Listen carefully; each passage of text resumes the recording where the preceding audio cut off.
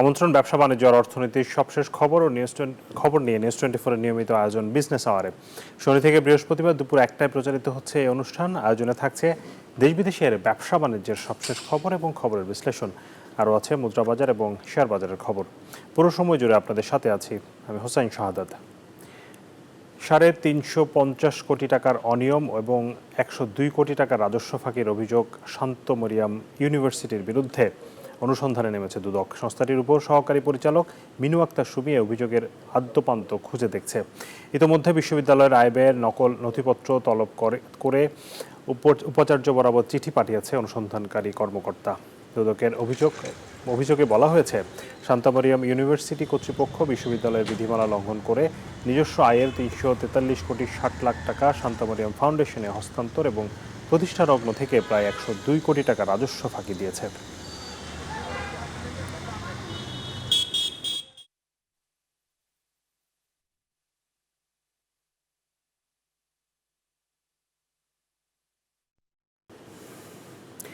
জাতীয় রাজস্ব board NBR বিলুপ্ত করে রাজস্ব খাতকে দুটি পৃথক বিভাগে ভাগ করে অধ্যাদেশ জারি করেছে সরকার। সোমবার রাতে রাষ্ট্রপতি মোহাম্মদ শাহাবুদ্দিনের অনুমোদনের পর রাজস্ব নীতি এবং রাজস্ব ব্যবস্থাপনা অধ্যাদেশ 2025 জারি করা হয়। এর ফলে এনবিআর নামের প্রতিষ্ঠানটি বিলুপ্ত হয়ে গেছে। এনবিআরের দীর্ঘদিনের কেন্দ্রীয় কাঠামো ভেঙে পৃথক দুটি বিভাগ গঠনের মধ্য দিয়ে রাজস্ব প্রশাসনে এক যুগান্তকারী সংস্কার এলো। এনবিআরের 50 বছরের ইতিহাসে এটি প্রথম বড় প্রশাসনিক বিভাজন। সরকারি গেজেটের মাধ্যমে বিদ্যমান রাজস্ব কাঠামো পুনর্গঠন করে কর নীতিমালা এবং কর আদায় কার্যক্রমকে সম্পূর্ণ আলাদা দুটি প্রশাসনিক শাখায় রূপ দেওয়া হয়েছে।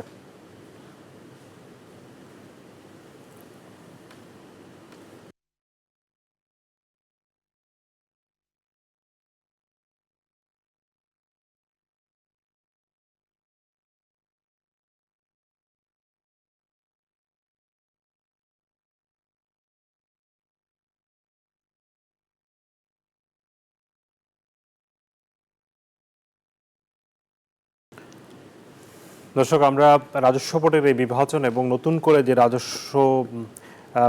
বাংলাদেশের যে রাজস্ব খাতের যে নতুন পথ চলা সেই বিষয় নিয়ে আমরা আলোচনা করব। আমাদের সাথে অতিথি হিসেবে যুক্ত হবেন রাজস্ব বোর্ডের সাবেক চেয়ারম্যান মোহাম্মদ আব্দুল মজিদ। আমরা তার সাথে সংযোগ স্থাপন করার পর আমরা আলোচনায় যাব। এই মুহূর্তে আমরা চলে যাচ্ছি শেয়ার বাজারের খবরে। শেয়ার বাজারের খবর জানতে সরাসরি যাচ্ছি ঢাকা স্টক এক্সচেঞ্জের ওয়েবসাইটে। ঢাকা স্টক এক্সচেঞ্জের লেনদেন চলছে। আমরা দেখেছি যে গত সপ্তাহে একটি বড় ধসের পরে কিছুটা ঘুরে দাঁড়াতে দেখেছিলাম, কিন্তু আজকে আবারও আমরা দেখছি যে প্রত্যেকটি সূচকেই আসলে নিম্নগামী অবস্থান রয়েছে। ডিএসসিএক্স ইন্ডেক্স 14 পয়েন্ট কমেছে, ডিএসসি সরিয়া ইন্ডেক্স কমেছে প্রায় 4 পয়েন্টের মতো, ডিএস30 কমেছে 4.7 পয়েন্ট এবং লেনদেনে অংশ নেওয়া কোম্পানিগুলোর মধ্যে বেশিরভাগ কোম্পানির কিন্তু দাম কমেছে। 266টি কোম্পানির শেয়ারের দর কমেছে এবং লেনদেনে এখন পর্যন্ত লেনদেন হয়েছে 200 কোটি টাকার কিছু বেশি। অর্থাৎ শেয়ার বাজার আবারও সেই পুরনো চেহারায় ফিরে এসেছে এবং এই শেয়ার বাজারের নিয়ে আমরা জানি দর্শক, প্রধান উপদেষ্টা ডক্টর মোহাম্মদ ইউনূস কিন্তু গত 11 তারিখে শেয়ার বাজার সংশ্লিষ্ট যারা রয়েছেন তাদের সাথে বৈঠক করেছেন এবং সেই বৈঠকে 5 দফা নির্দেশনা দিয়েছেন শেয়ার বাজার উন্নয়নে কী কী করা দরকার সংস্কার সহ। সেই কার্যক্রমগুলো নিশ্চয়ই শুরু হলে আমরা আবারও শেয়ার বাজারের ভালো সময় ফিরে আসবে এমনটা আশা করতে পারি। এই মুহূর্তে উচ্চাভিলাষী নয়, দেশের অর্থনৈতিক বাস্তবতায় অর্থায়নযোগ্য বাজেট করা প্রয়োজন বলে মনে করেন বিশেষজ্ঞরা। বেসরকারি গবেষণা সংস্থা পলিসি এক্সচেঞ্জের সেমিনারে বক্তারা বলেন, রাজস্ব খাতে সংস্কারে দরকার রাজনৈতিক সদিচ্ছা। একই সঙ্গে শতভাগ ডিজিটাল এবং হয়রানিমুক্ত রাজস্ব আদায় পদ্ধতি প্রবর্তন প্রয়োজন। রাজস্ব ব্যবস্থাপনায় চলছে বড় সংস্কার, যা ব্যবসা বান্ধব হয়ে জানিয়েছেন এনবিআর সদস্য বেলাল হোসেন। 2025-26 অর্থ বছরের বাজেটে বেসরকারি খাতের প্রবৃদ্ধি ত্বরান্বিতকরণ শীর্ষক এই সেমিনার। পলিসি এক্সচেঞ্জ বাংলাদেশ আয়োজিত সেমিনারে উঠে আসে দেশের সামষ্টিক অর্থনীতি, উন্নয়ন চ্যালেঞ্জ ও বাজেট কাঠামোর অগ্রাধিকার নিয়ে বিশ্লেষণ। এ সময় রাজস্ব নীতির গুরুত্ব, বাজেট বাস্তবায়নের কৌশল নির্ধারণে সুপারিশ তুলে ধরেন বক্তারা। বলা হয়, বড় অঙ্কের বাজেট ঘোষণা করা হলে মোটা দাগে ব্যবসায়ীদের উপর রাজস্ব আদায়ের চাপ বাড়ে। ফলে জিনিসপত্রের দাম বাড়ে মূল্যস্ফীতিও। And for us, there is no value in imposing something to the government that is not beneficial for the country. For us, it's important that the country develops, market develops, our business grows. We have captive power plant where gas pressure is not there. Even from the RDB, we do not get the electricity load. So in return, what we are doing, we are burning more and more diesel. Last year, just for our dye house, the textile mill, we burnt about 180 crore taka of diesel. বক্তারা বলেন, অন্তর্বর্তী সরকারের নেয়া সংস্কার প্রস্তাবের উদ্দেশ্য ভালো হলেও এটি কিভাবে কোন প্রক্রিয়ায় বাস্তবায়ন হবে তা নিয়ে এখনই বলা কঠিন, কারণ এর আগেও সংস্কারের অনেক উদ্যোগ শেষ পর্যন্ত বাস্তবায়ন হয়নি বলে মন্তব্য করেন তারা। ইম্প্যাক্টটা কি হবে? What will be the impact of imposing any tax in any sectors that is not been analyzed or researched? There is no impact analysis. I have seen last 30 years. No impact analysis been done. 80% tax is indirect tax that the government is collecting under the tax system. 80% tax is indirect tax. This is very shame for the country. The country which is expecting to graduate as a LDC country, I don't understand in the next 1 year or 2 years or by 2026-27 how this country will resolve this problem of from 80% to 15-20%. Impossible. Separation of tax policy and administration. As we speak, it is happening. Of course, there are a few things to still agree, but in general, the tax and customs cadre officials have smilingly welcomed this reform. So that is also a progress in mindsets. এনবিআরের সদস্য বেলাল হোসেন বলেন, রাজস্ব ব্যবস্থাপনায় চলছে বড় সংস্কার, যা হবে ব্যবসা বান্ধব। We operated many preventive operations. And we got even result as well. And this before this budget business. শতভাগ ডিজিটাল ও হয়রানিমুক্ত রাজস্ব আদায় পদ্ধতি প্রবর্তনের গুরুত্ব তুলে ধরেন বক্তারা। Separation of tax policy. Riyad Sumon, news 24, Dhaka. প্রায় 2 মাস বাকি থাকতেই এক অর্থ বছরে প্রবাসী আয়ের নতুন রেকর্ড গড়ল বাংলাদেশ। মে মাসের প্রথম সপ্তাহ পর্যন্ত $25.27 বিলিয়ন পাঠিয়েছেন প্রবাসীরা।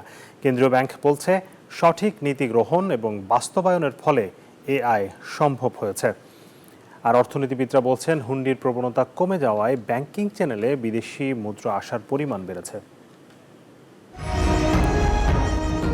দেশে বৈদেশিক মুদ্রা আয়ের অন্যতম উৎস প্রবাসী আয়। তথ্য বলছে, গত 5 বছরে বাংলাদেশ থেকে কাজ নিয়ে বিদেশে গেছেন প্রায় 40 লাখ মানুষ, যারা প্রতি মাসেই বড় অঙ্কের অর্থ পাঠাচ্ছেন দেশে।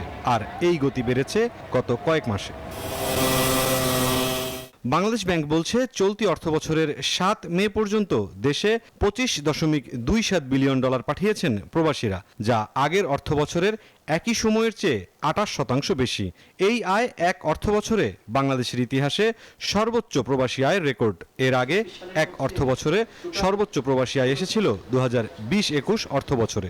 রেমিটেন্স আহরণের জন্য যে সকল বিষয় বা পদক্ষেপ গ্রহণ করা হয়েছে, এগুলো কাজ করছে, এজন্য আমরা সন্তুষ্ট। ইনফর্মাল ওয়েতে কোনো টাকা দেশে ঢুকবে না, এবং যে প্রবাসীরা নন ব্যাংকিং সেক্টর দিয়ে টাকা দেশে আনবে, তারা এর কোনো সুফল ভোগ করতে পারবে না। অন্তর্বর্তী সরকার দায়িত্ব নেওয়ার পর থেকে এখন পর্যন্ত প্রবাসী আয় সুবাতাস। হিসেব বলছে, মে মাসের প্রথম 7 দিনেই এসেছে $73 কোটি, প্রবৃদ্ধি 22.3%। ফলে রিজার্ভ বৃদ্ধির পাশাপাশি বিদেশি ঋণ পরিশোধ, জরুরি খাদ্য ও জ্বালানি ক্রয় সহজ হবে বলে মত বাংলাদেশ ব্যাংক মুখপাত্রের। বেসিক যে খাবার, বেসিক আইটেম, সেগুলো নিরবচ্ছিন্ন আমদানি, জ্বালানির আমদানি, এটাকে সুরক্ষা করে ঋণ প্রবাহ, ঋণের যে কিস্তি যত দ্রুত সম্ভব পরিশোধ করা, আমরা রেমিটেন্সটা ওই কাজে ব্যবহার করতে চাচ্ছি। এদিকে অর্থনীতিবিদরা বলছেন, অন্তর্বর্তী সরকার ব্যবস্থায় হুন্ডির মতো অবৈধ প্রক্রিয়া দুর্বল থাকায় বাড়ছে প্রবাসী আয়। They purchased the dollars from the Bangladeshi people and they kept the money, those dollars outside. This is one of the main reasons যে কেন এখন মানে প্রপার চ্যানেলে রিমিটেন্স এত আসতেছে। কারণ তাদের রিমিটেন্সগুলো তো আগে ওই যে যারা ক্যাপিটাল স্মাগলিং করতো, তারা ওগুলো কিনে ফেলতো বাইরে। বিনিময়ের ফ্লেক্সিবল করার কারণেই প্রবাসীরা কিন্তু এগিয়ে আসছে, এবং যেহেতু পলিটিক্যাল সরকার নাই, সুতরাং যারা হুন্ডির ব্যবসার সাথে জড়িত ছিল, তারা কিন্তু এখন গা ঢাকা দিচ্ছে। সুতরাং এটা অফিসিয়াল চ্যানেলে এখন আসতেছে। ধারাবাহিকতা থাকলে চলতি অর্থবছর শেষে প্রবাসী আয় $27 বিলিয়ন ছাড়িয়ে যাওয়ার সম্ভাবনা দেখছেন বিশ্লেষকরা। মুরসালিন হক জুনায়েদ, নিউজ 24, ঢাকা। দর্শক, প্রবাসী আয়ের এই সুবাতাস বাংলাদেশের অর্থনীতিতে নিশ্চয়ই অব্যাহত থাকবে এবং সেটি বাংলাদেশের যে রিজার্ভ, সেই রিজার্ভকে আরও শক্তিশালী করবে এবং বাংলাদেশের অর্থনীতি আবারও ঘুরে দাঁড়াবে, সে আশা আমরা করতে পারি। দর্শক, এবারে আমরা ঘুরে আসতে চাই আগারগাঁও। সেখানে বিডার চেয়ারম্যান বিনিয়োগ পরিবেশ নিশ্চিতে নীতির ধারাবাহিকতা, চলমান সংস্কার এবং সাম্প্রতিক অগ্রগতির বিষয়ে পরামর্শ এবং সুপারিশ গ্রহণে আগারগাঁওয়ের বিডা কার্যালয়ে শীর্ষস্থানীয় রাজনৈতিক দলের সাথে বৈঠক করছেন বিডা এবং বেজার নির্বাহী চেয়ারম্যান চৌধুরী আশিক মাহমুদ বিন হারুন। বৈঠকের সবশেষ পরিস্থিতি জানাচ্ছে বিডা কার্যালয় থেকে যুক্ত হচ্ছেন সহকর্মী রিয়াজ সুমন। যাচ্ছি তার কাছে। রিয়াজ, কিছুদিন পরেই বাজেট, এই বাজেটে আসলে কেমন পলিসি হতে পারে, নিশ্চয়ই এই বিষয়গুলো নিয়ে আলোচনা হচ্ছে। সেখানে রাজনৈতিক দলের নেতারা গেছেন, তারা নিশ্চয়ই বিভিন্ন পরামর্শ দিচ্ছেন, সুপারিশ দিচ্ছেন। আপনি কি বৈঠকের বিষয়ে কিছু জানতে পেরেছেন কি না, কি আলোচনা হয়েছে?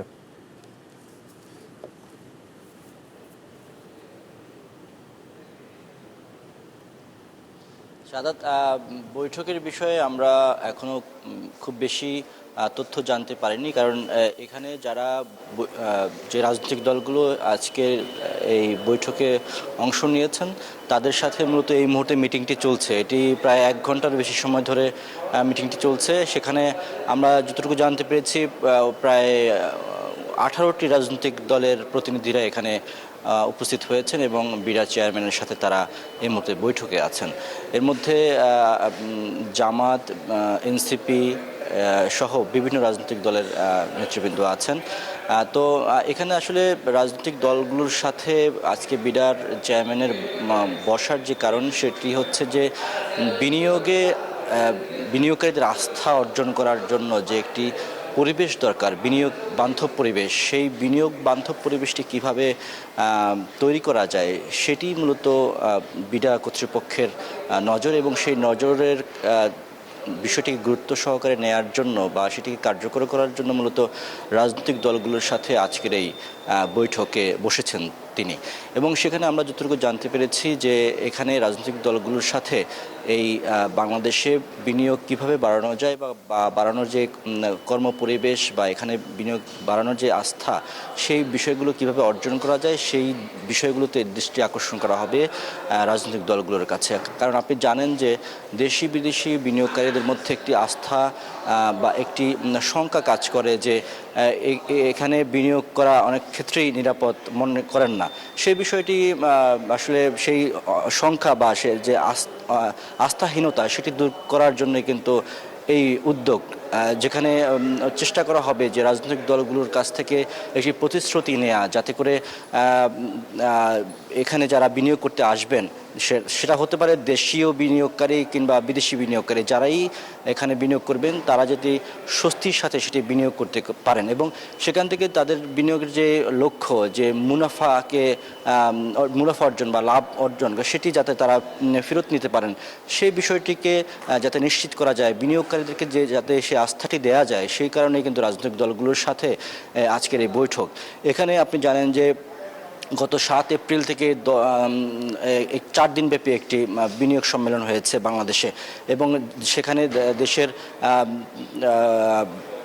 বিভিন্ন ইকোনমিক জোনে কিন্তু যারা বিদেশি বিনিয়োগকারী দেশে এসেছেন তাদেরকে কিন্তু বিভিন্ন ইকোনমিক জোনগুলোতে ঘুরিয়ে দেখানো হয়েছে এবং তাদেরকে এই বিনিয়োগে বাংলাদেশে বিনিয়োগ করার জন্য আহ্বান জানানো হয়েছে। এবং শুধু তাই নয়, এই বিনিয়োগ সম্মেলনে আসা বিদেশি প্রতিনিধিদেরকে বাংলাদেশের বিভিন্ন বড় বড় রাজনৈতিক দল, বিশেষ করে বিএনপি, জামাত, এনসিপি সহ অন্যান্য রাজনৈতিক দলের প্রতিনিধিদের সাথেও কিন্তু সেখানে বসানোর সুযোগ তৈরি করা হয়েছে, যাতে করে তাদেরকে সরাসরি বিনিয়োগকারীরা তাদের কাছ থেকে একটাই প্রতিশ্রুতি নিতে পারেন, কথা বলার সুযোগ পান যে এখানে বিনিয়োগ করলে তাদের যে মূলধন বা যেটি যে মুনাফা তারা ফেরত নিতে পারেন, সেই বিষয়গুলো যাতে তারা প্রতিশ্রুতি পান রাজনৈতিক দলগুলোর কাছ থেকে, সেই বিষয়গুলো নিয়েও কিন্তু এখানে তাদের সাথে বসার সুযোগ হয়েছে। এবং আমরা দেখেছি সেই বিনিয়োগ সম্মেলনে প্রায় 3100 কোটি টাকার মতো একটি বিনিয়োগ বাংলাদেশে এসেছে।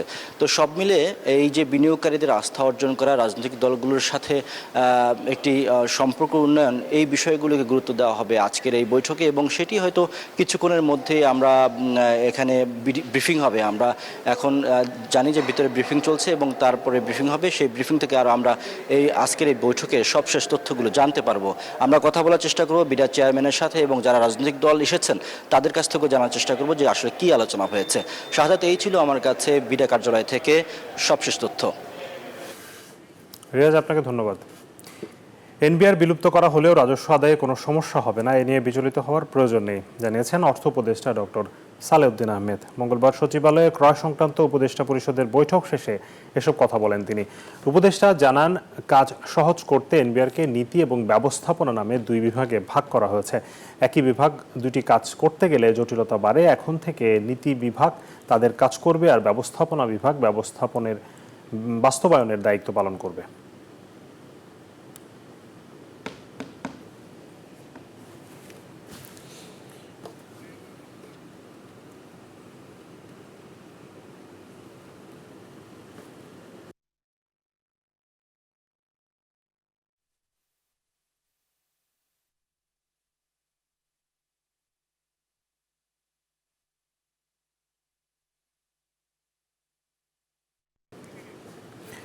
দর্শক, এবারে জানাবো মুদ্রা, স্বর্ণ এবং রূপার বাজারের আপডেট ও দরদাম। শুরুতে মুদ্রা বাজার পরিস্থিতি।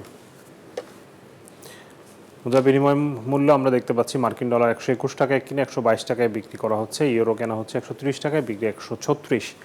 পাউন্ডের কেনা দর 150, বিক্রয় 155। চীনা ইউয়ান 15 টাকা 50 পয়সায় কিনে 17 টাকা 30 পয়সায় বিক্রি হচ্ছে।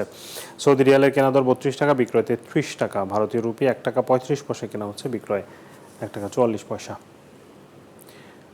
স্বর্ণের দামে যদি দেখি, স্বর্ণের দাম কিছুটা কমতির দিকে এখন এই মুহূর্তে, যেটি আসলে 1,74,000 টাকা উঠে গেছিল 22 ক্যারেট স্বর্ণ, সেটি এই মুহূর্তে 1,67,000 কিছু বেশি দামে বিক্রি হচ্ছে প্রতি ভরি। 21 ক্যারেটের দাম পড়ছে 1,60,000 টাকা, 18 ক্যারেট 1,37,000 টাকার একটু বেশি, এবং সনাতন স্বর্ণ বিক্রি হচ্ছে 1,13,339 টাকা প্রতি ভরি। রূপার দাম যদি দেখি, 2,811 টাকায় বিক্রি হচ্ছে 22 ক্যারেট রূপা। 21 ক্যারেটের দাম পড়ছে 2,683 টাকা, 18 ক্যারেট 2,298 এবং সনাতন রূপা বিক্রি হচ্ছে 1,726 টাকায়।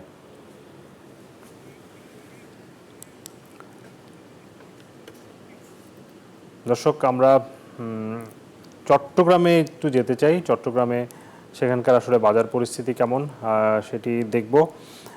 কারণ হচ্ছে আপনারা জানেন যে রমজানে বাজার পরিস্থিতি বেশ ভালো অবস্থানে ছিল, কিন্তু ঈদের পর থেকে সারা দেশেই কিছুটা, বিশেষ করে চালের দাম বাড়তে শুরু করে। যদিও চালের দাম এখন কিছুটা কমতির দিকে। আমরা একটু যেতে চাই চট্টগ্রামে, সেখানে আছেন সহকর্মী নয়ন বড়ুয়া জয়, তার কাছ থেকে বাজারের সবশেষ খবরাখবর জেনে আসি। জয়, ধন্যবাদ আপনাকে। আপনি যথার্থ বলছেন যে রমজানের পরে কিন্তু আপনি জানেন যে সামনে এখন কোরবানি ঈদকে ঘিরে কিন্তু মশলা জাতীয় পণ্যের চাহিদা অনেকটা বেড়ে গেছে। তো এখন থেকে যারা খুচরা বিক্রেতা তারা খাতুনগঞ্জের বাজার থেকে নিয়ে এসছেন, সাজিয়ে রাখা হচ্ছে। আর যারা ক্রেতা আগেভাগে, যেহেতু যখন একেবারে ঘনিয়ে আসবে কোরবানি ঈদ, তখন কিন্তু দামটা অনেক বেড়ে যায়। তো এই কারণে আগেভাগে তারা করছে। কিন্তু দেখা যাচ্ছে এখন পেঁয়াজের দামটা একটু বেশি। ভারত থেকে আমদানিকৃত পেঁয়াজ কিন্তু খুব কম, খাতুনগঞ্জের বাজারে কিছুটা আছে। তবে দেশীয় পেঁয়াজে বাজার দখল করেছে আমরা দেখেছি। দেশে উৎপাদিত যে পেঁয়াজ দেখতে অনেক সুন্দর, সাইজও কিন্তু মোটামুটি আছে। তো দামটা এখন দেশীয় পেঁয়াজ আর ভারত থেকে আমদানিকৃত পেঁয়াজ তো একই দাম হওয়ার কারণে কিন্তু যারা ক্রেতা তারা হতাশের কথা বলছেন। তারা বলছেন যে ভারত থেকে আমদানিকৃত পেঁয়াজের দাম আর দেশীয় পেঁয়াজের দাম একই হয় কিভাবে? যদি দেশীয় পেঁয়াজের দামটা যদি একটু কম হতো তাহলে তাদের জন্য সহজ হতে পারে, তারা আমাদেরকে জানিয়েছেন। একই সাথে রসুনের দাম আবার বাড়তে শুরু করেছে। রসুনের দাম আগেও কিন্তু অনেকটা বেশি ছিল, কোনোভাবে কমানো যাচ্ছে না। রমজান থেকে শুরু করে এখনও পর্যন্ত রসুনের দাম অনেক বেশি, যেহেতু কোরবানি ঈদ সামনে। তো কোরবানি ঈদকে ঘিরে কিন্তু আসলে যে মশলা জাতীয় পণ্যের দাম অনেক বেড়ে গেছে। সবচেয়ে বেশি বেড়েছে এলাচের দাম, একই সাথে জিরা থেকে নিয়ে এখানে শুকনো মরিচের দামও কিন্তু অনেক বেড়েছে। তা আমরা দেখছি মশলা জাতীয় যে হলুদ থেকে নিয়ে বিভিন্ন মশলার যে আইটেমগুলো আছে সব ধরনের মশলার দাম অনেক বেড়ে গেছে। সবচেয়ে বড় সমস্যা এখন চাল নিয়ে, যেখানে চালের দাম কমার কথা রয়েছে, কোনো জায়গায় চালের দাম কিছুটা কমেছে, তবে আমদানিকৃত চালের দামটা কিছুটা কমেছে। কিন্তু দেশীয় যে চাল আছে সে চাল কিন্তু মোকামে কিছুটা কমলেও আমরা দেখছি খুচরা বাজারে তেমন কমেনি বলে এমন অভিযোগ আছে। যারা ক্রেতা তারা বলছেন যে যেখান থেকে তারা কিনে, বলতে যে খুচরা দোকান থেকে, সেখানে কিন্তু চালের দামটা এখনো পর্যন্ত অনেক বেশি। তবে চালের কোনো সংকট কিন্তু বাজারে আমরা দেখছি না। তো এখানে বস্তায় বস্তা চাল যেমনটা আছে তেমনিভাবে চট্টগ্রামের সবচেয়ে বড় পাইকারি বাজার চালের আমরা ঘুরে যেমনটা দেখেছি পাহাড়তলী আর চাকরায়, সেখানে উত্তরবঙ্গ থেকে বিভিন্ন চাল এসেছে। যেহেতু উত্তরবঙ্গের উপরে অনেকটা চালের চাহিদা মেটানোর জন্য অপেক্ষায় থাকতে হয়, তো যারা পাইকার তারা কিন্তু উত্তরবঙ্গ থেকে ট্রাক করে প্রতিদিনই কিন্তু চাল নিয়ে আসে। তো গোডাউনে ভর্তি কিন্তু আমরা দেখেছি চালের বস্তা। তবে দেখা যাচ্ছে চালের দামটা অনেক বেড়েছে। চালের দামটা যদি একটু কম হতো তাহলে সবার জন্য সহজ হতো বলে তারা মনে করছেন। একই সাথে অন্যান্য যে এখানে আছে ডাল থেকে নিয়ে অন্যান্য যে পণ্যগুলো আছে এই সব পণ্যের দাম কিছুটা কম আছে। তার কারণে তারা স্বস্তির কথা জানিয়েছেন। যারা ক্রেতা বাজার করতে এসছেন তারা বলছেন যে ডালের দামটা কিছুটা কম আছে। তবে চাল থেকে নিয়ে মশলা জাতীয় যে পণ্যগুলো আছে এইসব পণ্যের দামটা যদি একটু কমানো যেত, যেহেতু কোরবানি ঈদ সামনে, এই কোরবানি ঈদে সবচেয়ে বেশি প্রয়োজন হয় মশলা জাতীয় পণ্যের। এসব পণ্যের দামটা যদি একটু কমে তাহলে তাদের জন্য সহজ হতো। একই সাথে আমরা দেখেছি ভ্রাম্যমাণ আদালত বলতে যে জেলা প্রশাসন এবং কি ভোক্তা অধিকার সংরক্ষণ অধিদপ্তর তাদের যে মনিটরিং, সেই মনিটরিংটা তারা জোরদার করবে বলে আমাদেরকে জানিয়েছেন। এই ছিল আমার এখানকার সর্বশেষ। ফিরে যাচ্ছি স্টুডিওতে আপনার কাছে। জয়, আপনাকে ধন্যবাদ। এবারে জনপদের শিল্প ও বাণিজ্যের খবর। কুষ্টিয়ায় পেঁয়াজ সংরক্ষণে কৃষকদের মাঝে সাড়া ফেলেছে মডেল ঘর পদ্ধতি, যার মাধ্যমে সংরক্ষণ করলে 9 মাস পর্যন্ত পেঁয়াজ ভালো থাকবে। আর মডেল ঘর নির্মাণে প্রয়োজনীয় সহায়তা দিচ্ছে কৃষি বিপণন অধিদপ্তর। কৃষি কর্মকর্তারা বলছেন এ পদ্ধতিতে লাভবান হবে উৎপাদক থেকে শুরু করে ভোক্তারাও। মাহতাবুদ্দিন লালনের তথ্য, ছবিতে ডেস্ক রিপোর্ট। বাড়ির উঠানে টিন, বাঁশ, লোহা ও কংক্রিটের সমন্বয়ে তৈরি করা হচ্ছে মডেল ঘর। রয়েছে 6টি তাপ নিয়ন্ত্রণ ফ্যান ও 3 স্তরের মাচা, যেখানে সংরক্ষণ করা যায় 350 থেকে 400 মণ পেঁয়াজ। কুষ্টিয়ায় প্রতি বছর প্রচুর পরিমাণে পেঁয়াজ উৎপাদন হয়, কিন্তু সংরক্ষণ করতে না পারায় পেঁয়াজ নষ্ট হয়ে যায়। এতে গুণগত মান ভালো না থাকায় কম দামেও পেঁয়াজ বিক্রি করতে হয় কৃষকদের। এই সমস্যা দূর করতে উদ্যোগ নেয় কৃষি বিপণন অধিদপ্তর। পেঁয়াজ সংরক্ষণে নির্মাণ করা হয়েছে মডেল ঘর। এই ঘরে পেঁয়াজ রেখে উপকৃত হচ্ছেন অনেকেই। আগে থাকার ঘরে তাতালে উপরে তাতাল দিয়ে নিচে থাকা হয়তো, ওই ঘরে রাখা হয়তো, তাতে পেঁয়াজ রসুন পছন্দ হচ্ছে। আর এখানে রাখাতে তাতে পছন্দ কম হচ্ছে, তাতে সুবিধা হচ্ছে আমাদের। আমরা ঘরে পেঁয়াজ রাখতে পারছি এবং পেঁয়াজ মূলত ঘাটতেছে না, শুকাচ্ছে না, পচতেছে না, মূলত খুব সুন্দর একটা পরিবেশে আছে। আমরা এই সরকার আমাদের এই ঘরটা দিয়াই আমরা এখন পেঁয়াজটা সংরক্ষণ করতে পারতেছি ভালো। যেমন বাজারে প্রথম ছিল 700 টাকা, এখন আমরা এই সংরক্ষণ করার কারণে এখন আমরা 2000, 2100 বা 1800 টাকা বেচতে পারছি। এতে আমরা অনেক উপকৃত হয়েছি। বাড়ির উঠানে বা আঙিনায় মাত্র 1% জমিতে তৈরি করা যায় এই মডেল ঘর। প্রতিটি ঘর নির্মাণে খরচ হয়েছে 4.5 লাখ টাকা। একটি ঘরে পেঁয়াজ সংরক্ষণ করতে পারবেন 5 জন কৃষক। টানা 9 মাস পর্যন্ত এই ঘরে সংরক্ষণ করা যায় পেঁয়াজ। এই ঘর নিতে কোনো টাকা পয়সা লাগে নাই। ইনশাল্লাহ আমাদের হইলো কুষ্টিয়া অফিসে থেকে সার্কুলার পেয়ে আমরা হলে সেই অনুযায়ী দরখাস্ত থেকে তাদের সাথে যোগাযোগ করে আমাদের ইনশাল্লাহ ফিরে দিয়েছে। যে পেঁয়াজ আমাদের দেশে উৎপাদন হচ্ছে এইরকম ঘর যদি এই বর্তমান সরকার যদি দিয়ে দেয় তাহলে হয়তো আমাদের বাংলাদেশে হয়তো পেঁয়াজ নিয়ে আর মনে হয় হাহাকার সৃষ্টি হবে না। কৃষি কর্মকর্তারা বলছেন, মডেল ঘরে পেঁয়াজ সংরক্ষণের ফলে দেশের উৎপাদিত পেঁয়াজ দিয়েই চাহিদা পূরণ করা সম্ভব হবে। আমাদের দেশীয় উৎপাদন যেটা সেটা হচ্ছে 35 লক্ষ মেট্রিক টন এবং আমাদের চাহিদা হচ্ছে 27 লক্ষ মেট্রিক টন। তাহলে এই যে সারপ্লাস পেঁয়াজটা প্রোডাকশন হলো, এই পেঁয়াজটা গেল কোথায়? এটা কিন্তু নষ্ট হয়ে গেছে।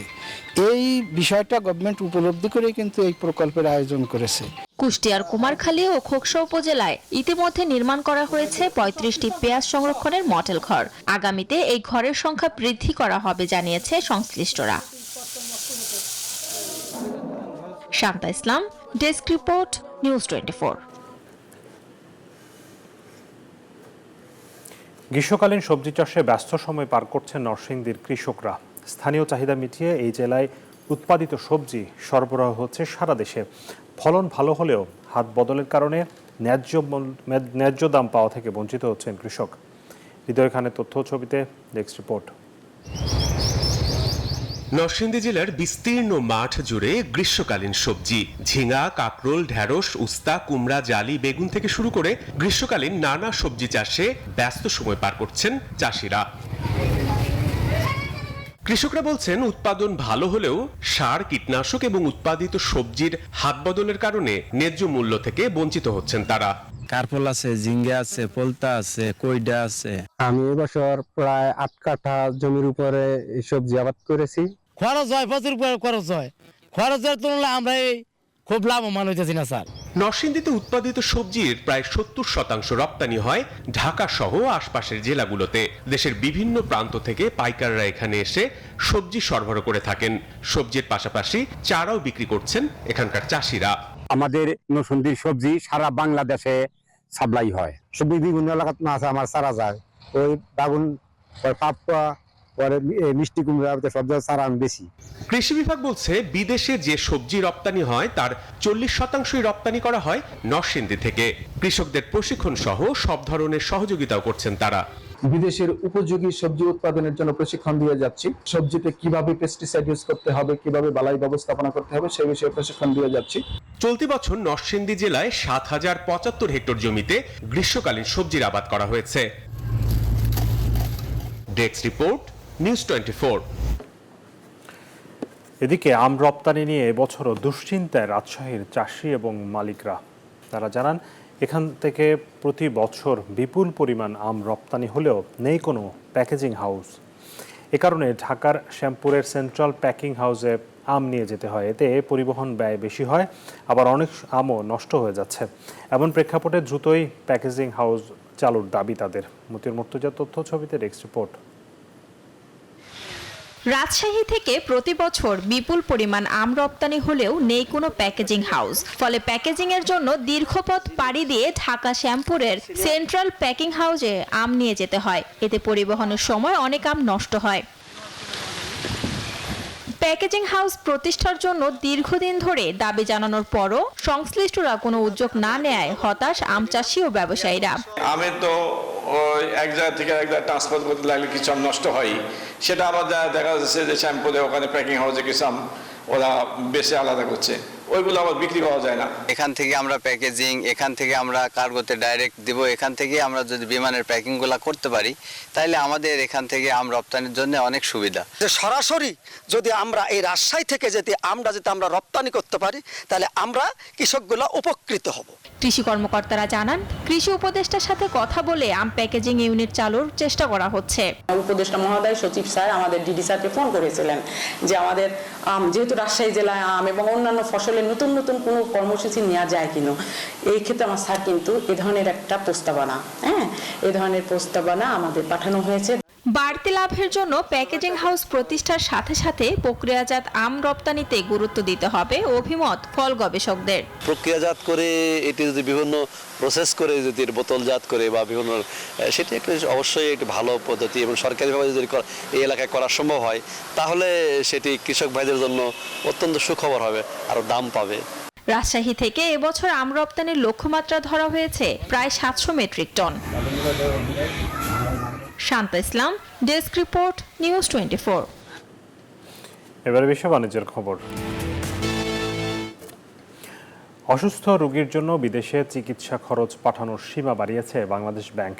এখন থেকে চিকিৎসা খরচ হিসেবে 15,000 মার্কিন ডলার বিদেশে পাঠানো যাবে। এজন্য বাংলাদেশ ব্যাংকের কোনো অনুমোদন নিতে হবে না। এর চেয়ে বেশি ডলার পাঠাতে হলে বাংলাদেশ ব্যাংকের অনুমতি লাগবে। ভিসা জটিলতায় উন্নত চিকিৎসার জন্য অনেকে এখন ভারতের বিকল্প হিসেবে অন্য দেশে ছুটছেন। এই তালিকায় প্রথম সারিতে আছে থাইল্যান্ড, সিঙ্গাপুর, যুক্তরাজ্য, যুক্তরাষ্ট্র ও চীন। এসব দেশে চিকিৎসা খরচ বেশি, ফলে চিকিৎসার জন্য তাদের বেশি ডলারের প্রয়োজন হচ্ছে। এমন পরিস্থিতিতে বিদেশে চিকিৎসা খরচ পাঠানোর সীমা বাড়িয়েছে বাংলাদেশ ব্যাংক। সোমবার এক প্রজ্ঞাপনে এমন তথ্য জানানো হয়েছে। এখন থেকে চিকিৎসা খরচ হিসেবে 15,000 ডলার বিদেশে নেওয়া যাবে। এর মধ্যে একজন ব্যক্তি সর্বোচ্চ 5,000 ডলার পর্যন্ত নগদ নিতে পারবেন। চিকিৎসা খরচ হিসেবে ছাড় করা অর্থ সরাসরি বিদেশে হাসপাতালের নামে পাঠানো যাবে। এছাড়া আন্তর্জাতিক প্রিপেইড, ডেবিট কিংবা ক্রেডিট কার্ড ব্যবহারের মাধ্যমে বিদেশে এই পরিমাণ বৈদেশিক মুদ্রা চিকিৎসায় খরচ করতে পারবে। এর জন্য বাংলাদেশ ব্যাংকের কোনো অনুমোদন লাগবে না। তবে কারো চিকিৎসায় আরও বেশি ডলার পাঠাতে হলে বাংলাদেশ ব্যাংকের অনুমতি নিতে হবে। আগে বাংলাদেশ ব্যাংকের অনুমতি ছাড়া ব্যাংকগুলো 10,000 মার্কিন ডলার পর্যন্ত পাঠাতে পারত। এই সীমা আরও 5,000 ডলার বাড়ানো হলো। আসমাতুলি, নিউজ 24। বিশ্বব্যাপী আরও 10,000 কর্মী ছাঁটাই করার ঘোষণা দিয়েছে জাপানি গাড়ি নির্মাতা নিশান। এর ফলে কোম্পানির মোট ছাঁটাই হওয়া কর্মীর সংখ্যা দাঁড়াবে প্রায় 20,000-এ, যা তাদের মোট জনবলের 15%। সম্প্রতি কোম্পানিটির প্রায় 62,000 কোটি টাকা পর্যন্ত আর্থিক লোকসানের মুখে পড়েছে। যুক্তরাষ্ট্র এবং চীনের মতো গুরুত্বপূর্ণ বাজারে বিক্রি কমে যাওয়া, নতুন হাইব্রিড গাড়ির অভাব এবং পুরনো মডেলের কারণে এই সংকট। এই পরিস্থিতি থেকে ঘুরে দাঁড়াতে আগামী বছরগুলোতে প্রায় 10টি নতুন মডেলের গাড়ি বাজারে আনার পরিকল্পনা করেছে নিশান।